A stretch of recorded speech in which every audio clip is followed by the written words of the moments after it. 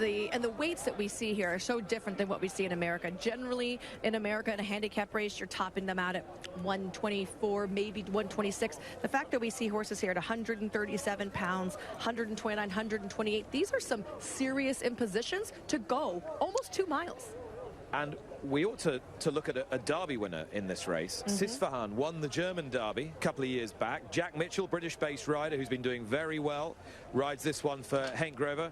And you could give him a chance if he stays the extra distance, because he's got the class. Sisfahan, number 8. My question is, does he want the ground this firm? I feel like some of his better races have come with moisture in the ground, over soft going. It might just be a little bit too tough for him. Okay. Mentioned Asheen Murphy extensively earlier in the program. He rides Nate the Great here for Andrew Balding. He looked like he'd gone the wrong way, this horse. He was a Royal Ascot winning 2-year-old 5 years ago, but he bounced back the back end of the summer. There is Echt, another one of the Japanese runners that you were speaking about. Yuga Kawada taking the ride. I like Acton here, like I mentioned. You know, I'm trying to look at all these horses' weights previously. I wanted to go back quickly to Nate the Great. His last couple of races, what we say, except for his last race, you know, he's kind of tailed off. He carried some pretty high impositions. You go back prior to his last win, and it was in May of 22, and he carried a lot less weight there, and he's carrying even less than that today. I mean, this could just be a matter of we need to find him, you know, the right friends, and when you get a huge weight allowance like this, that might put you right in the thick of it. A handicap by design is meant to weight down the better horses to bring them all in line together. Let's hope we get that kind of finish. Could we get the fairy tale result here and a Lazarus-like comeback from Subjectivist? We'll find out now with Richard. Keep an eye on how keen he is from gate 13, because no cover for him from out there, and he was very keen on the way down towards the start. Another tends to go forward, so we break away. Al Karim and Subjectivist from those wide out gates immediately move forward. My Frankel and Trawlerman also handy.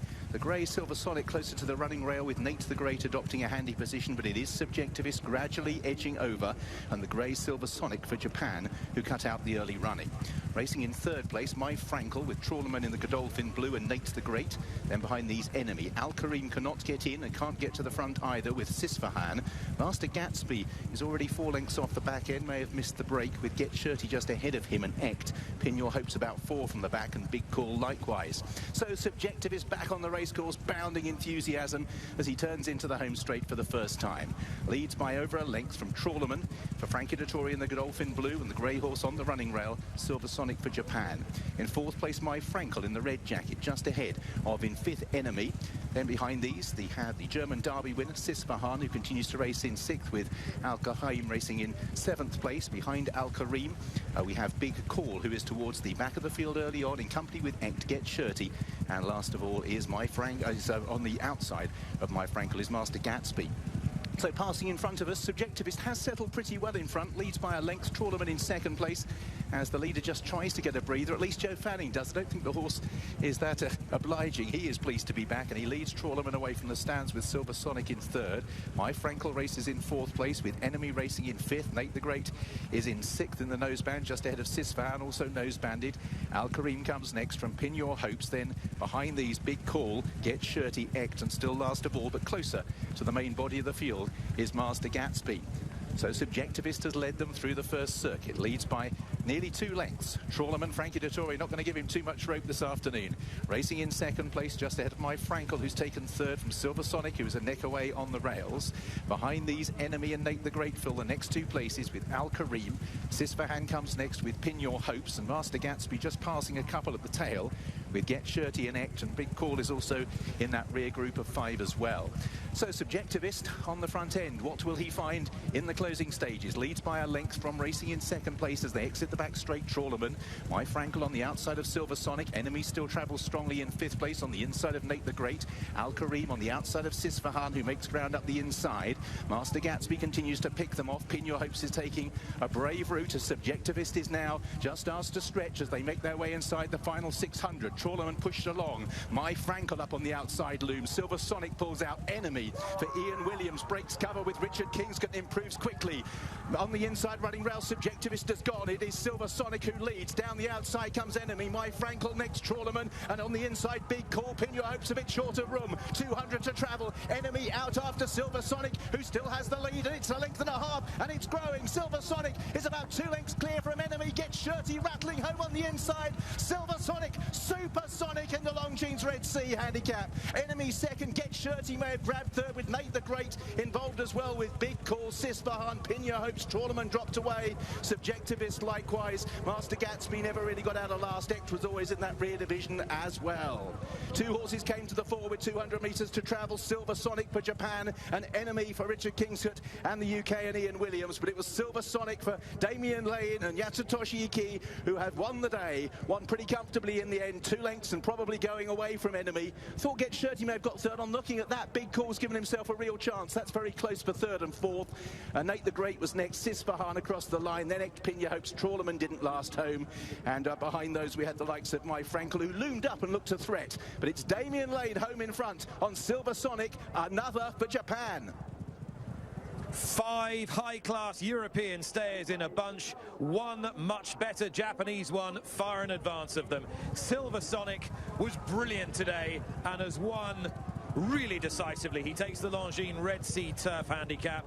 Japanese horse, Japanese bred, Australian ridden by Damien Lane, coming right away, one of the few in the race to run kindly throughout off a stop-start tempo dictated by the folding Subjectivist, and it's Japan who win again. Sprinters, stayers, whatever, they get the job done. They won it last year with Stay Foolish as well, so they're going to be going back-to-back years here.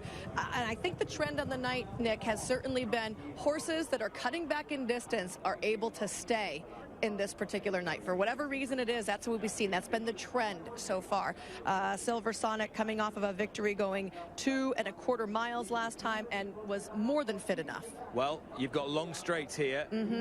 Races, even if they're run at a sedate tempo, they start to unfold early. Jockeys go early, they commit. But Damien Lane was cool enough, and this horse has had too much. At one stage it looked as though Enemy was going to deliver the decisive challenge under Richard Kingscott, but he just lacked this horse's foot. I'm glad that you mentioned Damien Lane because I think he was a key component of this horse being able to be victorious. If you go back to the start, when we had Subjectivist be pretty keen, there was another horse on the front end. This horse was very keen in behind horses, and I think that he really wanted to go on. And it took Damien Lane a couple of furlongs to get him where he was settled and relaxed. When they came down the stretch the first time, that was the point that you could really see. When Subjectivist was his head towards the rail, this horse was so relaxed. So for many decades now, Japan has had a love affair, dare I say it, an obsession. It's certainly an unrequited love for the Prix de l'Arc de Triomphe, a race they've never managed to win but have been second in many times. This horse's pedigree is all art. By Orfevre, out of a mare by Tony Bean. Here is Ollie Bell alongside the winning rider.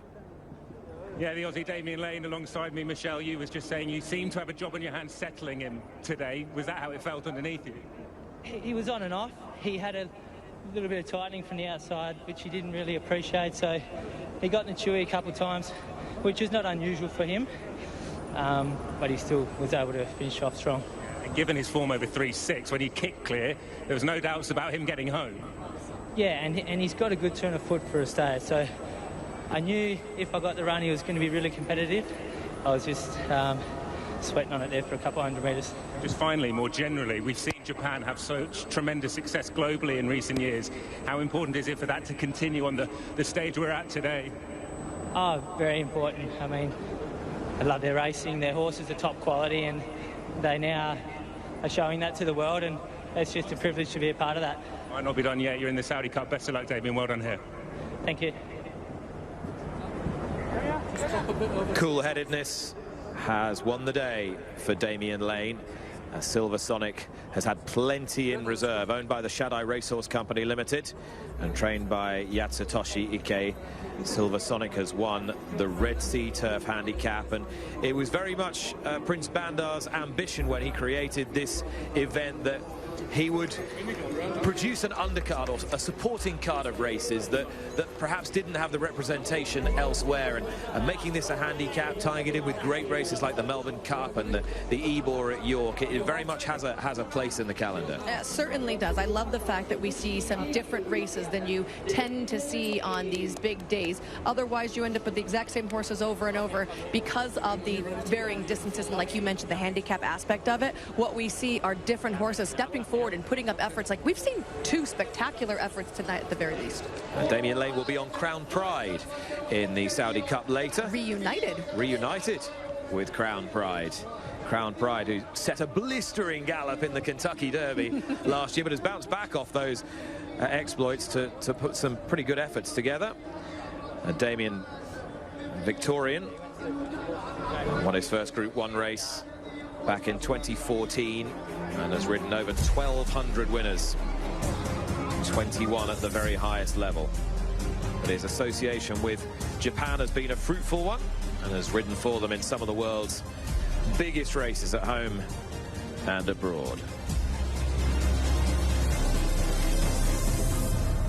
Defender,